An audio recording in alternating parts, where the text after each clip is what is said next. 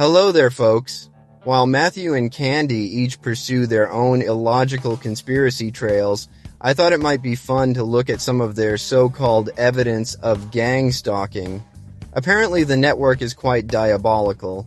Their choice to use disabled lights on their vehicles as a signal to targets is ingenious. So why do I say that? Simple. How can they, Maddie and Candy, have any way to know whether they're looking at true gang stalkers? Or just people with simple vehicle malfunctions?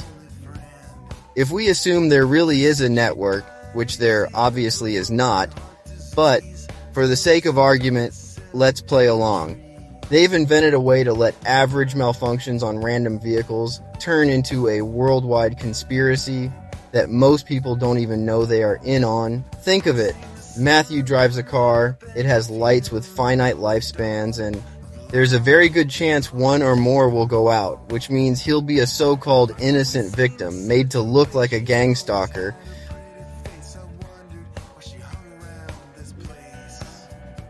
Why can't that be happening to anyone else? And something even more frightening to think about from both of their perspectives. I drive a car too. My car's headlight, taillights, turn signals, and fog lamps work perfectly. Moreover, I never ever drive with my arm hanging out of the window. To them, I would be invisible. I could drive right by both of them and they'd have no idea I'm supposedly a member of the network and or cult. My car is also not red. The irony here is so thick, they both have accused me of being a gang stalker online.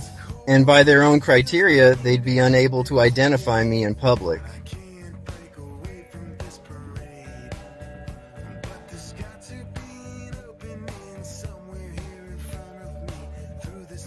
Now, to be clear, I have no plans to actually confront them.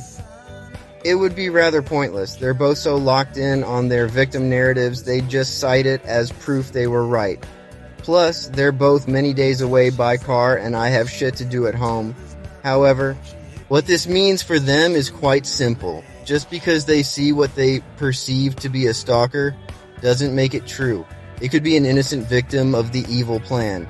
Moreover, just because a vehicle meets their criteria for someone not in on the conspiracy doesn't make that true either. You gotta love how they both assume their imagined persecutors can't come up with ways around their tactics.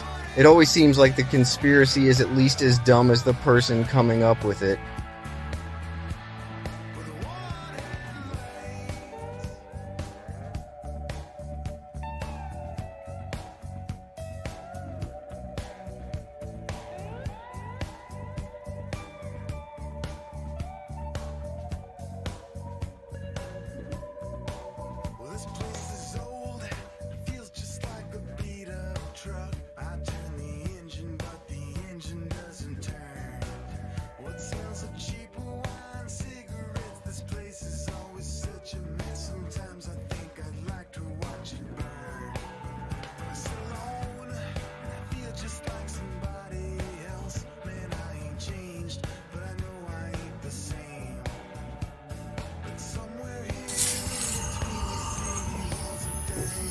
I'm recording this.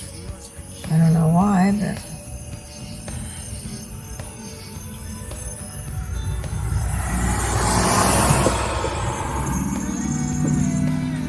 please don't provoke the police. Maybe he's off duty.